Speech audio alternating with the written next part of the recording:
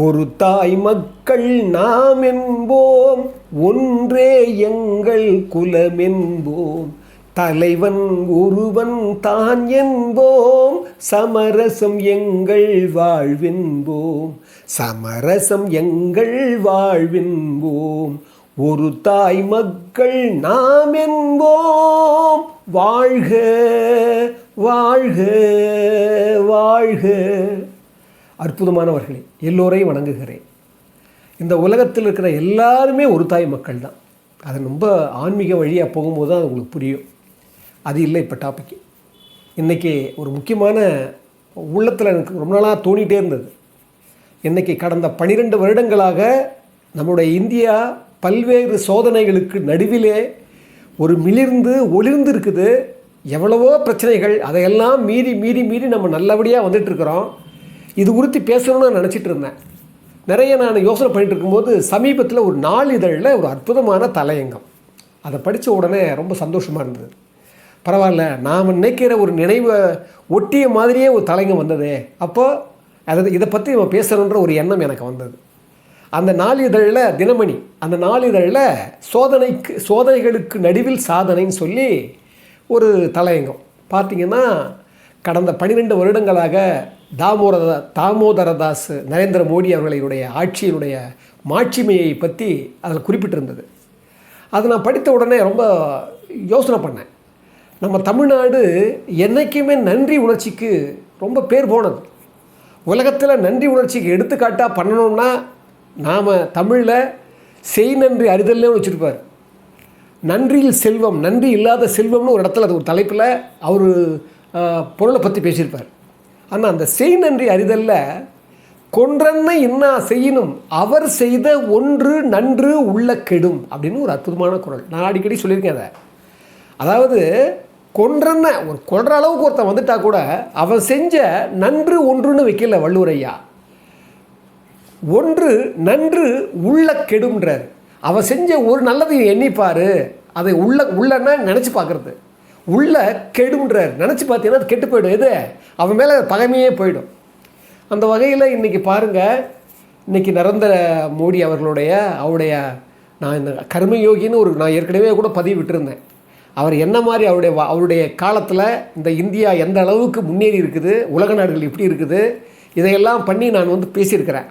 அந்த வகையில் இதை குறிக்கணும் அப்படின்னா, கடந்த ஜூன் 10ஆம் தேதி அவர் இதுவரைக்கும் இருந்த பிரதமர்களை அதிக நாள் தொடர்ந்து இருந்திருக்கிறார். இப்போ உதாரணத்துக்கு ஜவஹர்லால் நேருஜி அவர்கள் இருந்தார். அவர் கூட 1947 அவர் சுதந்திரம் அடைஞ்ச உடனே அவர் மக்களால் தேர்ந்தெடுக்கப்படலாம் கூட அப்படியே நியமிக்கப்பட்டவர். வந்தவர் 1952 தான் பொது தேர்தல் முதல்ல வருது. அந்த பீரியடில் தான் அவர் முதலாக வராரு. அவர் அந்த 1952 இருந்து கிட்டத்தட்ட அவர் மறைகிற 64 வரைக்கும் பார்த்திங்கன்னா 4399 நாள் இப்போ மோடி அவர்கள் இருந்திருக்கிறார். அவரோட தாண்டிட்டார். என்ன காரணம்னா, தொடர்ந்து அதிகமாக பிரதம மந்திரியாக இருந்தவர் அவர். எப்படி மக்களுடைய தேர்ந்தெடுக்கப்பட்டதில் அதுக்கு முன்னால் கணக்கு கிடையாது. ஏன்னா 5 வருஷம் இருந்திருக்கிறார். ஆனால் இதுவே இன்னும் ஒரு அடுத்த 2029 எலெக்ஷன் வரப்போகுது. வந்துச்சுன்னா அதையும் கூட மிஞ்சறதுக்கு வாய்ப்பு இருக்குது. ஏன் சொல்கிறேன்னா, நான் அடிக்கடி சொல்லுவேன், அரிஸ்டாட்டில் சொல்லுவார், இந்த ஒரு நாடு சட்டங்களால் ஆளப்படுவதை விட ஒரு மனிதனால் ஒரு நல்ல மனிதனால் ஆளப்பட வேண்டும்னுவார். நல்ல மனிதனால் அப்படின்னா என்ன அர்த்தம்னா, ஒரு மனிதன், ஒரு சிறந்த தலைவன் யாருன்னா அவர் கிட்டத்தட்ட ஒரு பெர்ஃபெக்ட் மேனாக இருக்கணும், ஒரு முழு மனித தன்மை அவங்ககிட்ட இருக்கணும். அந்த வகையில் இன்றைக்கி இந்தியா செஞ்ச ஒரு பெரிய பாக்கியம் பாருங்கள். அந்த தலையங்கத்தில் எடுத்த உடனே சொல்கிறாங்க, என்ன சொல்கிறாங்கன்னா, முதல் வார்த்தையே, அதாவது இந்த வரலாறு எழுதப்படுமானால், நம்முடைய நாடுடைய வரலாறு எழுதப்படுமானால் அசோகருக்கு முன், அசோக சக்கரவர்த்திக்கு பின், அதற்கப்புறம் இஸ்லாமிய படையெடுப்புக்கு முன், முகலாய படையெடுப்புக்கு முன், முகலாய படையெடுப்புக்கு பின், அதை போல் பிரிட்டிஷருடைய காலனி ஆதிக்கத்துக்கு முன், காலனி ஆதிக்கத்துக்கு பின், அதை போல் நேருஜி அவர்களுடைய சுதந்திர இந்தியாவுக்கு முன், சுதந்திர இந்தியாவுக்கு பின் அப்படின்னு வரலாற்றாசிரியர் குறிப்பிடுவது போல் 2014 மோடி தாமோதரதாஸ் நரேந்திர மோடி அவர்களுக்கு முன், மோடி அவர்களுக்கு பின்னு தான் அந்த வரலாறு எழுதப்படும். ஏன்னா அவர் அந்த அற்புதமான தலைவர்கள் சொல்லப்படுது என்னென்னா, அந்த 12 வருடங்களில் நாம் என்னென்ன சாதிச்சிருக்கிறோம், என்னென்ன சோதனைகள் நடுவில், அதுவும் நல்லா ஞாபகம் வச்சுங்க. எப்படி இருந்தது 2014க்கு முன்னால், 2014க்கு அப்புறம் எப்படி இருக்குது, ஒரு குறிப்பு, சின்ன சின்ன குறிப்பு தான். பார்த்தீங்கன்னா நாம் நன்றி இல்லாமல் போயிட்டோம். ஏன்னா உலகத்தில் இன்றைக்கி ஒரு முஸ்லீம் லீக் அப்படின்னு ஒரு கட்சி உட்கார்ந்துங்குது, ஒரு கட்சி வருது, நாங்கள் மதச்சார்பற்ற அணின்னு சொல்கிறோம், அதை நம்ம அக்செப்ட் பண்ணுறோம், தப்பு இல்லை. அதே போல் ஒரு இந்துத்துவ ஆட்சின்னு அவங்க சொல்கிறாங்க, ஆனால் அது மதவாதமாக இல்லையான்றது நீங்கள் அவங்க செயல்கள் தான் தெரியணும். ஆனால் நம்ம என்ன பண்ணிட்டோம், சாயம் பூசி நல்லதெல்லாம் நம்ம மறைச்சிட்டோம். அந்த அவர் அழகாக சொல்கிறாரு அந்த தலையங்கத்தில். முதல்ல சொல்கிற விஷயம், 2014 ஒரு பையன் வந்து முதல்ல கல்வி கற்றுக்க போனான்னு வச்சுக்கோங்க. இன்றைக்கி 2026 12 வருஷம் +2 முடிச்சு வெளியே வந்துடுவான். ஒரு தலைமுறையே உருவாயிருக்குது. ஆனால் இந்த ஒரு தலைமுறையை உருவாக்கிற காலத்தில் இங்கே என்னென்ன மாற்றங்கள் நடந்திருக்குதுன்னு நீங்கள் யோசித்து பார்த்தீங்கன்னா அந்த குறிப்பு தர்றார் அவர். 1952 34 கோடி மக்கள் தான், அதில் 17 கோடி வாக்காளர்கள் தான். அது மட்டும் இல்லை, 2024 இப்போ எலெக்ஷன் நடந்தது பாருங்கள், மோடி அவர்கள் 3வது முறையாக வந்தார். அப்போ 146 கோடி மக்கள் தொகை, 83 கோடி வாக்காளர்கள். நல்லா கவனிங்க, ஜவஹர்லால் நேருஜி 1952 அவர் இருக்கிற போது 53 கட்சிகள். ஆனால் 2024 நரேந்திர மோடி அவர்கள் இருக்கிற போது 2593 கட்சிகள். ஞாபகம் வச்சுக்கோங்க, இதெல்லாம் கொஞ்சம் குளிர் கொடுக்குறாரு அவர். இதில் இந்த மாதிரி நிலையில் உங்களுக்கு தெரியும், சீனா என்னென்ன நம்மக்கிட்ட வாலாட்டிச்சு, பாகிஸ்தான் எத்தனை முறை இன்னும் வாலாட்டிக்கிட்டு இருக்குது. இந்த பக்கம் பாருங்கள், அமெரிக்கா எத்தனை தடைகள், எத்தனை வரிகள் பார்த்தீங்கன்னா பார்த்துட்டே இருக்கிறீங்க. இப்போ ஒரு எரிவாயு நெருக்கடி. இந்த நிலையில் கூட நான் பல தடவை சொல்லியிருக்கிறேன், தாய்லாந்து, பிரேசில், தென்கொரியா எல்லாம் என்ன மாதிரி அவங்கெல்லாம், அந்த நாடுகள்லாம் எவ்வளோ சுணக்கமாகி போச்சு, எவ்வளோ பிரச்சனைகளை அனுபவிக்குது. நம்ம கண்ணுக்கு முன்னால் கொஞ்ச நாளைக்கு முன்னால் ஸ்ரீலங்கா பொருளாதார பிரச்சனையில் எவ்வளோ தூரம் சிக்கி சீரழிந்தது. வங்காளதேசம் பார்த்தீங்கன்னா ஓடியே போயிட்டார், அந்த ஆட்சி செஞ்ச நம்ம தான் கொடுத்துருக்கோம் அவங்களுக்கு புகலிடம். இந்த பக்கம் நேபாளம் எப்படியெல்லாம் மாறிக்குது, எதோட அழிவு இருந்தது. ஆனால் இங்கே நம்ம பாருங்கள், பாகிஸ்தான் நேற்று கூட பாருங்கள், ஆக்கிரமிப்பு காஷ்மீரில் அவங்களுக்கு எங்களுக்கு வந்து சரியான சுதந்திரம் இல்லை, சரியான வாழ்வியல் முறை இல்லைன்னு சொல்லி நேற்று கிட்ட 42 பேர் செத்துருக்குறாங்க, ஆயிரக்கணக்கான பேர் செத்துருக்காங்க. பாகிஸ்தானில் உள்ள வெளியே சுற்றி எல்லா இடத்துலையும் கலகங்களாக இருக்குது. என்ன ஆக போகுதுன்னு தெரியல அப்படிங்கிறத இப்போ கூட அங்கே பிரச்சனையாக இருக்குது. பொருளாதாரம் வீக்காக இருக்குது, இனக்குழுக்கள் அதிகமாக இருக்குது, பயங்கரவாதம் அதிகமாக இருக்குது. ஆனால் இங்கே பாருங்கள், இந்த 12 வருஷத்தில் ஒரு புள்ளி வர சொல்கிறாங்க, இதெல்லாம் எடுத்துக்கணும். 57 கோடி பேர் ஜன்தன் கணக்கு, வங்கி கணக்கு 57 கோடி பேர்களுக்கு இங்கே ஜன்தனில் கணக்கு இருக்குது. கிட்டத்தட்ட 4 கோடிக்கும் மேலே வீடுகள் கட்டப்பட்டிருக்கு. 12 கோடி வீடுகளில் கழிப்பறை கொண்டாந்துருக்கிறார். இதெல்லாம் சாதாரணமாக கடந்து நம்ம போயிடலாம். அவங்க குறிப்பு சொல்கிறாரு, சொல்லிட்டு வந்து சொல்கிறாரு, அதை விட முக்கியமானது சலியாத உழைப்பு, கடினமான ஒரு மன உறுதி. அது மட்டும் இல்லை, 33 நாடுகள், இதெல்லாம் சொல்லாதது தலைவர் சொல்லாதது, 33 நாடுகள், சமீபத்தில் கூட நார்வேவோ ஸ்வீடனோ மிக உயரிய விருதை கொடுத்துருக்குறாங்க. 33 நாடுகள் விருது கொடுத்துருக்கு. கிட்டத்தட்ட அவர் 2014 வந்ததிலிருந்து 100 நாடுகளுக்கு அவர் வந்து பிரயாணம் போயிட்டே இருக்கிறார். எல்லாம் சொன்னாங்க, கேலி பண்ணாங்க, மோடி வந்து போயிட்டுருக்காருன்னு. ஆனால் கேலி பண்ணவங்களாம் இன்றைக்கி வாயை மூடிட்டு இருக்கிறாங்க. என்ன காரணம்னா, அப்படியெல்லாம் போனதால தான் இப்படிப்பட்ட நெருக்கடிகளை நம்ம சமாளிக்க முடிந்தது. மிக முக்கியமான கூறு என்னன்னா, நாம் சுற்றி இருக்கிறவங்கெல்லாம் செஞ்சு போகிறத பார்க்கும்போது நம்ம இங்கிருந்தே உள்கழகத்தில் உட்குழுவிலே என்ன சொல்லலாம்னா மரண வியாபாரினாங்க. அவரை மரண வியாபாரின்னு சொன்னாங்க. ஒரு அமெரிக்க நாடு அவர் ஏற்றுக்கவே இல்லை. அவருக்கு வந்து பாஸ்போர்ட்டே அவருக்கு கொடுக்கல, வர முடியாமல் இருந்தது ஒரு காலம். இன்றைக்கி சிவப்பு கம்பளம் விரித்து வர வைக்கிறாங்க. யாரை? அதே மோடியை. வாக்கு திருடன்னு சொன்னாங்க.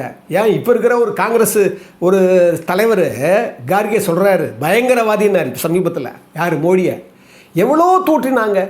எப்போ பார்த்தாலும் அம்பானிக்கு தான் கொடுக்குறாரு, அதானிக்கு தான் கொடுக்குறாரு, அவங்களுக்கு தான் வேலை செய்கிறாரு. ஏன் இப்போ கூட உயர்கல்வியில் கூட நீங்கள் பெரிய பிரச்சனை வந்தது. அந்த பெரிய பிரச்சனை வந்து நேற்று தான் மறுபடியும் அந்த நீட் தேர்வு எழுதுனாங்க. பிரச்சனைகள் இருக்கத்தாங்க செய்யும், அவங்க ஒத்துக்கிறாங்களே, மறைக்கலையே. ஆனால் நம்ம என்ன பண்ணுறோம், நாம் வந்து கெட்டதை பண்ணால் மட்டும் நம்ம உடனே அப்படியே பாயறோம். நல்லது பண்ணும்போது நாம் அவங்கள வந்து நம்ம கொண்டாட மாட்டேன்றோம். நான் அடிக்கடி சொல்லுவேன், நல்லவர் உலகத்தம் எப்படி இருக்கணும்னா, நல்லவர் உலகம் எப்படி இருக்கும் என்பதை பாருங்கள், எல்லாம் வெளிச்சு வந்து பாருங்கயா. சும்மா ஒரு கண்ணாடி போட்டு, கருப்பு கண்ணாடி போட்டு பார்க்காதீங்க, ஒரு வெள்ளை கண்ணாடி போட்டு பாருங்கள். ஏன்னா படிக்கும்போது தான் தெரியுது, நீங்கள் நிறைய விஷயங்கள் வந்து மறைக்கிறாங்க. இங்கே என்ன பிரச்சனைனா, ஒரு 370வது சிறப்பு சரத்து இருந்தது காஷ்மீரில், வந்து ஒரே நாள் அவர் எடுக்கிறாரு. எப்படி எடுக்கிறாரு? அப்போ எடுக்கும்போது கூட நம்ம கூட நினச்சோம், நிறைய பேர் சொன்னாங்க ஏன் தேவையில்லாத பிரச்சனைனாங்க. இன்றைக்கி பாருங்கள், அதே காஷ்மீரில் கடந்த இத்தனை வருடங்களாக இருந்த ஒரு நிலை இல்லாமல் இந்த 2026 மே மாதம், எப்பவுமே அப்போ தான் அதிகமாக நடக்குமா, யார் பயங்கரவாதிகள் வந்து அங்கே அட்டாக் பண்ணுறதெல்லாம் அதிகமாக நடக்குமா. இந்த மே மாதம் 2026 ஒரே ஒரு மரணம் கூட இல்லையா, ஒரே ஒரு வீரர் கூட சாகலையா, ஒரே ஒரு பயங்கரவாதி கூட கொல்லப்படலையா. அவ்வளவு அமைதியாக இருக்குது இப்போ காஷ்மீர். இதெல்லாம் தான் அவருடைய பாபர் மசூதியை பற்றி உங்களுக்கு தெரியும். எவ்வளோ பிரச்சனை வந்தது 1992 அந்த பாபர் மசூதியை உடைக்கப்பட்டு. அப்போ யார் இருந்தது? நரசிம்மராவ் தான் இருந்தார். அப்போ அங்கேருந்து யார்? கல்யாண் சிங் இருந்தார். ஆனால் நம்ம அதை விட்டுருவோம். ஆனால் எப்பேற்பட்ட பிரச்சனையாக இருந்தது, தலைவலியாக இருந்தது. இன்றைக்கி அதுவும் சட்ட ரீதியாக சட்டத்துக்குள்ளே போய் சுப்ரீம் கோர்ட்டில் போய் அதெல்லாம் எவ்வளோ அதுக்கெல்லாம் பாடுபட்டிருக்காங்க. இன்னும் உழைக்கிறாரு. இன்னும் பாருங்கள், அம்மா இறந்து போனப்பட 1 மணி நேரம் தான் தூக்கி போட்டுட்டு அதுக்கப்புறம் தன்னுடைய வேலையை கருமமாக செய்கிறார். இதையெல்லாம் நாம் கொண்டு வந்து நம்ம என்ன பண்ணணும்? எழு விழி இலக்கை அடையிற வரைக்கும் தளராதேன்னு சொன்ன அவருடைய அடி ஒற்றி. அதுக்கு தான் அவர் வந்து 3வது பிள்ளையாக பிறக்கிறார். 1950 செப்டம்பர் மாதம் 17ஆம் தேதியில் தாமோதரதாசுடைய பிள்ளை 3வது பிள்ளையாக பிறக்கிறார். அதனால தான் அவருக்கு விவேகானந்தருமே பேர் வச்சுருக்கிறாங்க. அதனால தான் அவர் இவ்வளோ பெரிய செயல்படுறாருன்னு சொல்லி அதில் தலையங்கத்தில் கடைசியாக முடிக்கிறாங்க. என்னென்னா, நாம் நமக்குள்ளே இருக்கிற விஷயம் என்னென்னா, அல்லதையெல்லாம் செய்கிற போது நம்ம எப்படி போராடுறோமோ, எப்படி அவங்கள வந்து புறந்தள்ளுறோமோ, நல்லது செய்யும் போதெல்லாம் பாராட்ட மாட்டேன்றோம். அவருடைய ஆட்சியில் தெரியும் உங்களுக்கு டிமானிசேஷன் வந்தது. அந்த டிமானிசேஷனுக்கு பல பக்கங்கள் இருக்குது, சொல்லவே முடியலை. பண மதிப்பிழப்பில் நிறைய பேர் காயப்பட்டவங்க, நிறைய பேர் இறந்தாங்க, உண்மைதான். ஆனாலும் அதையும் மீறி 2019 அதை விட அதிகமாக ஜெயிச்சார். 2019 2024 பாருங்கள் 400 சீட்டு வரும் எதிர்பார்த்தாங்க. ஆனால் தேவையில்லாமல் சில விஷயங்கள் அவங்க வந்து பண்ணதால் என்ன ஆச்சு, மிதமிஞ்சிய நம்பிக்கையில் ஒரு தனி மேலாடி கிடைக்கல. ஆனால் அதையும் பாருங்கள், இன்றைக்கி மேற்கு வங்காளம் என்ன நிலைமை ஆச்சு. இன்றைக்கி இங்கே தமிழ்நாட்டில் கால் ஊன்ற விட மாட்டோம்னு சொல்லி அவங்களே கால் விடாமல் போயிட்டாங்க. என்ன காரணம்னா, நம்ம நன்மையை நேர்மையை என்றைக்கும் மதிக்க கற்றுக்கணும், நல்லவர் உலகத்தை பார்க்கணும். 2வது முக்கியமான விஷயம் என்னென்னா, வாஜ்பாய் காலம். நீங்கள்லாம் பாருங்கள், யாரெல்லாம் சிறந்த கூட வச்சுருக்காங்கன்னு. வாஜ்பாய் அவருக்கு குடும்பம் இல்லை, அவர் சிறந்த ஆட்சி பண்ணார்னு சொல்கிறாங்க. அப்துல் கலாம் ஐயா, அவருக்கு குடும்பம் இல்லை, கல்யாணமே பண்ணிக்கல, சிறந்த ஆட்சி பண்ணான்னு சொன்னாங்க. எம்ஜி ராமச்சந்திரன் தன்னுடைய அண்ணனுக்கு பிள்ளை இருந்தது, எல்லாம் இருந்து அவருக்கு பிள்ளை இல்லை, அவர் தான் பொற்காலம்னு சொன்னாங்க.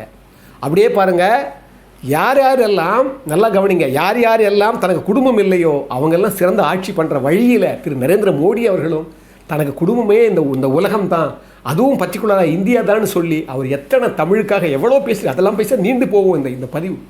நான் ஏன் சொல்கிறேன்னா, இத்தனை சோதனைகளுக்கு நடுவில் பாருங்கள், இந்த ஹார்முஸ் ஜலசந்தியில் வந்து எவ்வளோ பிரச்சனை உங்களுக்கு தெரியும். நேற்று முன்னாள் தான் கையெழுத்தாட்சின்னு பார்த்தோம், நேற்று மறுபடியும் மூடிட்டாங்க. அது மறுபடியும் திறக்கப்படும். அந்த நம்பிக்கையோடு தான் நம்ம வந்து அடிகொள்ளணும். உலகத்தில் எல்லா மக்களும் ஒரு தாய் மக்கள். அந்த ஒரு தாய் வயிற்று பிள்ளைகள் நம்ம நினைக்கிற போது தான் இந்த சமரசம் நமக்குள்ளே உள்ள வரும், நமக்குள்ளே சாத்வீகம் வரும். நாம் எல்லாமே ஓர் உயிர் தான், ஓர் உயிரில் இருக்கிற சின்ன சின்ன ஒரு துண்டுகள் தான் நாம் நினைக்கிற அந்த எண்ணம் தான் நம்ம வாழ்க்கையை வளப்படுத்தும். அந்த வகையில் இப்படிப்பட்ட ஒரு மனிதனை நாம் பாராட்டி தான் தீரணும், போற்றி தான் தீரணும். அந்த போற்றலுக்கு உரிய நிலையில் தான் நாம் இருக்கிறோம்.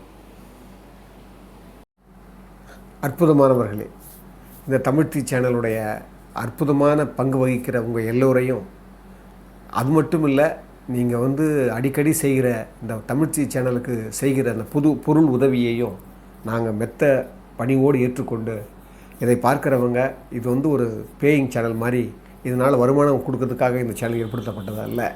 இது புரட்சித் தலைவர் பொன்மனச்செம்மல் எம்ஜிஆருடைய புகழையும் பெருமையையும் அவருடைய தகைமையையும் நம்ம பறைசாற்றணுங்கிறதுக்காகவே, அடுத்த தலைமுறைக்கு கொண்டு போகணுன்றதுக்காகவே இதை நம்ம ஏற்படுத்தினது. எனவே இப்போவும் இந்த சேனல் வந்து நல்லா செயல்படுறதுக்கு உங்களுக்கு பொருள் உதவி கொடுக்குற நிலை இருந்தால், அந்த இதயம் இருந்தால், உங்கள் இறைமை உங்கள் உள்ளத்தில் தூண்டினால், நீங்கள் நிச்சயமாக அந்த உதவியை நீங்கள் செய்ய வேண்டும். அதை நாங்கள் நிறைவோடு ஏற்றுக்கொள்வோம் என்று சொல்லி மீண்டும் ஒரு முறை உங்களை வணங்குவதில் நான் பெருமகிழ்ச்சி கொள்கிறேன்.